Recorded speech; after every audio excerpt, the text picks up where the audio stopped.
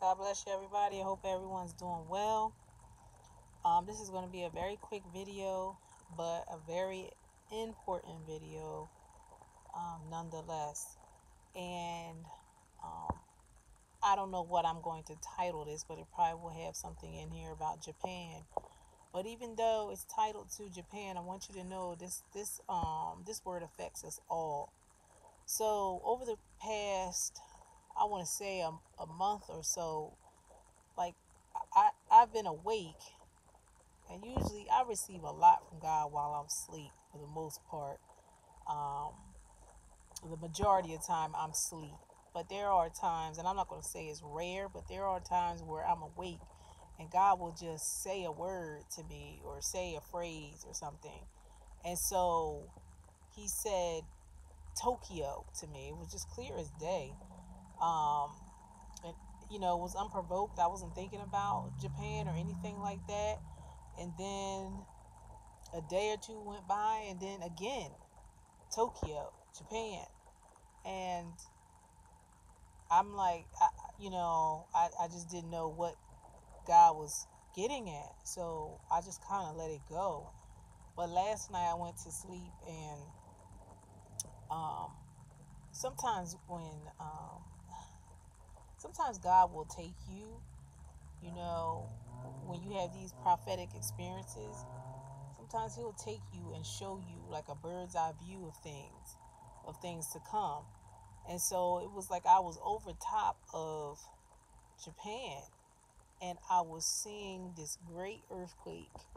And I want to say it was a magnitude 9. I don't know, you know, where that came from, but it just came up in my spirit. I want to say it was a 9.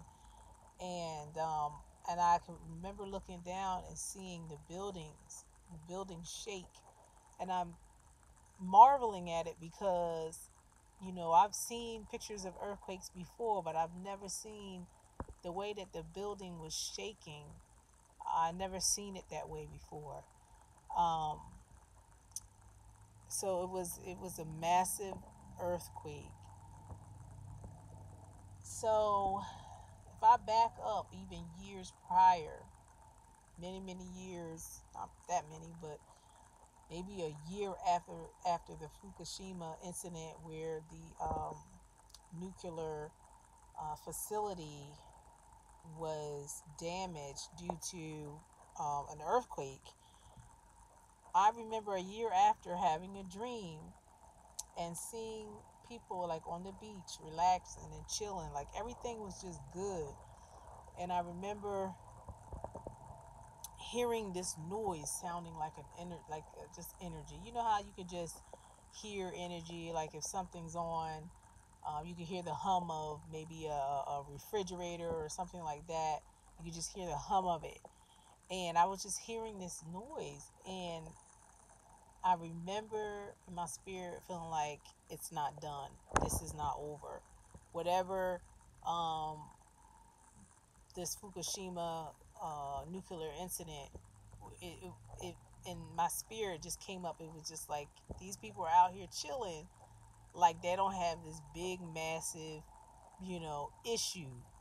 Um, this issue that's still not contained. So basically, this nuclear facility is not fully contained, and we know that. Um, it's leaching into the ocean. It's leaching into the ocean, and the ocean surrounds us all, no matter where we're at. And so, whatever happens over there is going to affect us over here. So this is why um, I'm making a video, not to say that I'm like, oh, when things happen in other places, like I don't care as long as it doesn't affect me. And I'm not saying that at all.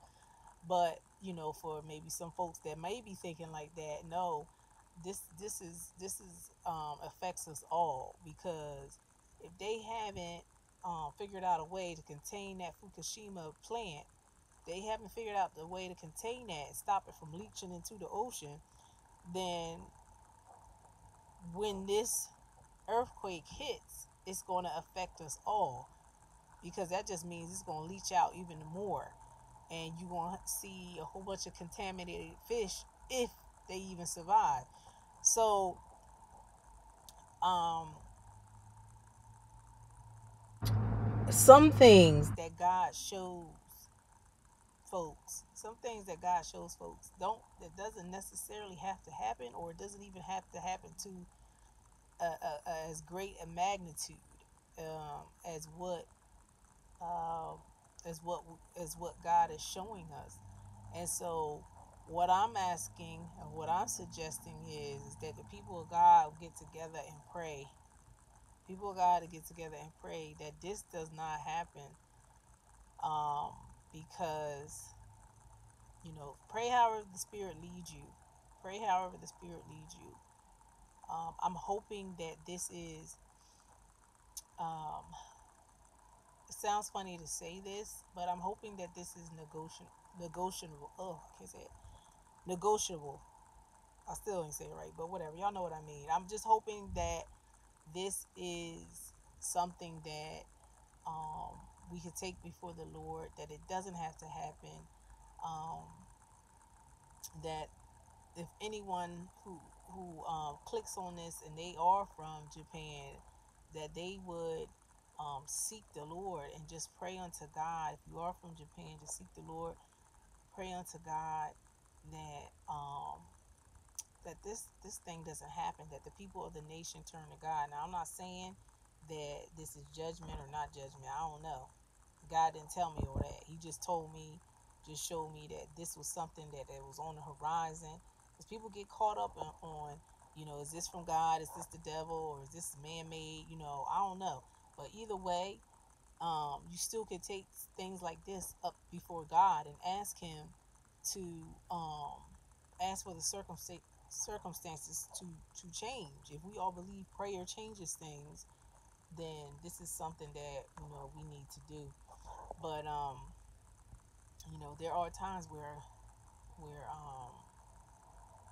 it's not negotiable. There are times when God is just like, this is what I'm doing. You know what I mean? Or this is what's going to happen, period. And if that's the case, then that's the case. But um, we don't know until we actually go before God and pray and seek His face. And you know it could be that it's not negotiable and it's going to happen. And it's a warning to prepare. It's a warning to prepare. Maybe go out and go buy yourself some canned tuna before the water gets so contaminated, because water's already contaminated. But maybe now go out and buy cans of tuna and stuff like that, or whatever that you like that's from the ocean, because it's coming a time where the water is just going to be so polluted that it's not even going to be worth trying to be healthy and eat some type of fish from the ocean. It's all connected. So um yeah, so that's what I'm saying. And also, I just want to say, because some people might say, what do you mean negotiate with God? What do you mean? There are references in the Bible that you could go to. Abraham negotiated for Sodom and Gomorrah, although God was like, you know what, there's not enough people here for me to even try to save some Sodom and Gomorrah. You read the story for yourself. Um, so Abraham was negotiating on it. Abraham was like, what about 50? What about 35, 40? He was just like, he was like auctioning it off. He was trying to negotiate. But and then also Hezekiah. I'm just thinking about the things that come to mind. Hezekiah was like, uh, okay, God, well, if I'm going to die, then who's going to, dead men can't praise you. You know what I mean? So, and God added 15 more years to his life. And then there's other examples. God himself says that, I think it's in the book of Isaiah, that it says itself, he looked for a man to stand in the gap and he found no one. So basically, what I'm asking is for us to stand in the gap for Japan, because I don't know, I don't know their religion over there. I don't know if they got Christians over there or not. I don't know. So I know Christianity is everywhere. So they might have a small percentage of people that are Christians.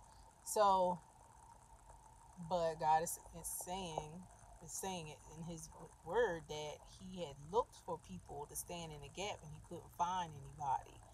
And so we got to do our part and stand in the gap for for everything. Stand in the gap for your it goes from your family to to worldwide. Your family, nation, community, worldwide. We have to stand in the gap. Um, so yeah, but that's what I'm seeing.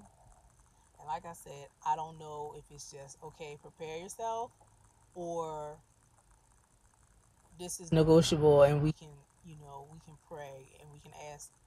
Um, and I'm not getting on Japan because like I said, every time God gives me something for a different nation other than mine, I always have to say I'm not picking on that particular nation because where I'm from, the United States of America, we have many problems and we are suffering because of it. We are suffering because of it. So I'm not picking on any one nation, but I'm just telling you what I'm seeing, what God is showing me, and that you know, the answer is always the same. Like if you just if any nation would get on their knees and repent and turn and seek the Lord and and just recognize that God is the one true God, and you just recognize that, then the nation, that particular nation, will be covered, will be hedged in, and so won't be as susceptible to these different calamities. We know that um, things are accelerating, but if you have a nation of people that are just sold out to God, you're gonna be hedged in. You're gonna be hedged in longer. Protected more. And so that's what I'm saying is that we need to do what we can do. We know some things is just in Revelation and prophesied and just gonna happen anyway. But we gotta do what we gotta do while we still here. So yeah, so I think I said it all. I think I said a mouthful. Um, but staying in the gap, and I'm interested to know if anyone else has seen this, in the spirit, because I know that I'm not the only one. Somebody else probably has seen this too. But and if you're from over there, over that area, I'd like to hear your thoughts as well. But God bless you. I love you. And until we meet again.